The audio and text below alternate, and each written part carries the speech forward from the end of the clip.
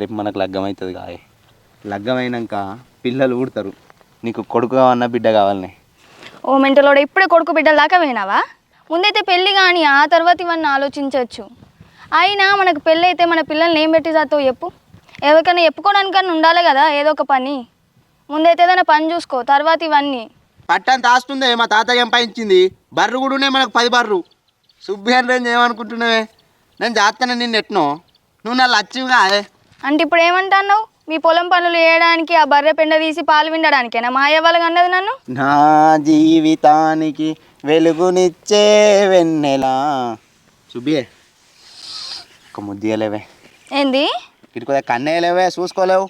పుణ్యం ఉంటుంది. పిచ్చి పిచ్చి కథలు పడకు. ఇక కథలేం లేదు కానీ బర్రెపెండ నేనే తీస్తాను, తీయకు. ఒక ముద్ది ఇప్పుడైతే. నువ్వు తీసినా పర్లేదు, ఇవన్నీ పెళ్ళైన తర్వాతనే. పెళ్ళైనాకనే కానీ చూసుకోరా.